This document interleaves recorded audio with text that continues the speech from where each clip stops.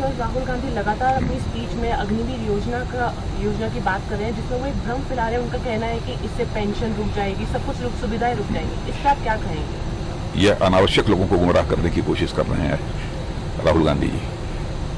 और मैं स्पष्ट कर देना चाहता हूं कि हरियाणा की जनता के सामने आज मैं अग्निवीर से जुड़े कई भ्रम इन लोगों ने पैदा किए हैं, उसको स्पष्ट करना चाहता हूं आपके एनआई के माध्यम से। दुनिया में जो माहौल है उसको देखते हुए भारतीय सेना में नए और जोशीले जवानों की जरूरत लंबे समय से महसूस की जा रही थी। और अलग अलग देशों जैसे अमेरिका है, ब्रिटेन है, फ्रांस है, रूस है, इजराइल है, चीन है, इन सभी में आर्म फोर्सेज में शॉर्ट टर्म एंगेजमेंट्स माने थोड़े समय के लिए, कहीं 2 साल है, कहीं 3 साल है, कहीं 4 साल है, ऐसे शॉर्ट टर्म एंगेजमेंट्स के लिए सैनिकों की भर्ती के लिए अलग अलग प्रोविजन है। भारत में सेनाओं के सभी अंगों की सहमत के बाद अग्निपथ यह स्कीम प्रारंभ की गई है। कांग्रेस नेता देश भर में झूठ फैला रहे हैं कि अग्निवीरों को सेवा से हटने के बाद आमदनी के लिए दर दर भटकना पड़ेगा, जबकि सच्चाई यह है कि हर अग्निवीर को 4 वर्षों के इंगेजमेंट पीरियड के पश्चात एक वन टाइम सेवा निधि पैकेज भी दिया जाता है। वो लगभग 12 लाख के आसपास है और यह राशि पूरी तरह से इनकम टैक्स से फ्री होती है। जितने भी अग्निवीरों को सेना में शामिल किया जा रहा है उनमें से 25% अग्निवीर मेरिट के आधार पर सेना में रेगुलर होकर कंटिन्यू करेंगे।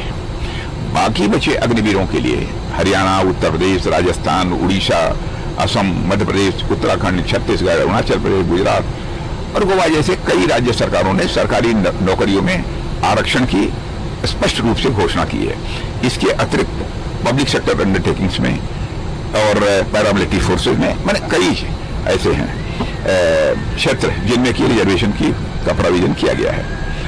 अब इस बार हरियाणा के अग्निवीरों के लिए भाजपा ने अपने संकल्प पत्र में साफ किया है कि ये हर अग्निवीर को सरकारी नौकरी दी जाएगी और यह साफ बताता है कि यह अग्निवीर ये हम सबके परिवार की तरह हैं। और मैं यह भी स्पष्ट करना चाहता हूं कि कांग्रेस के नेताओं ने पूरे देश में एक बड़ा झूठ बोला कि मिलिट्री में सेवा के दौरान यदि अग्निवीर की मृत्यु हो जाती है तो उसके परिवार को कुछ नहीं मिलता। सरासर झूठ। यह खड़ा झूठ बोलने का इससे बड़ा उदाहरण मैंने अपने जीवन में नहीं देखा है। यदि किसी अग्निवीर की एक्टिव मिलिट्री सर्विस में दुर्भाग्य से मृत्यु हो जाती है तो उसके परिवार को 1.5 करोड़ रुपए से अधिक की धनराशि दिए जाने का प्राविधान भी किया गया है।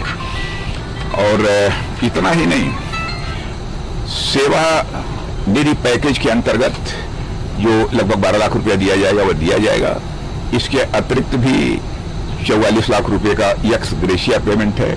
उसके अतिरिक्त भी 48 लाख ये बैंक के माध्यम से होगा, लेकिन उसमें प्रीमियम नहीं देना होगा।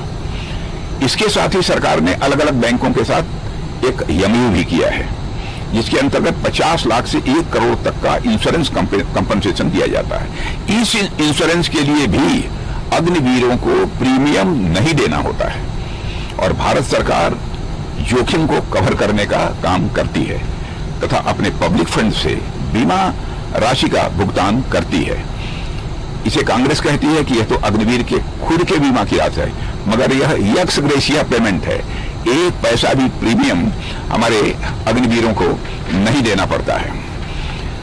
राहुल गांधी और कांग्रेस ने अग्निवीर योजना को लेकर जिस तरीके से दुष्प्रचार किया है उसे हिटलर के जमाने के दुष्प्रचार मंत्री गोएबल्स भी मैं समझता हूं आज यदि होते तो वह शर्मा जाते।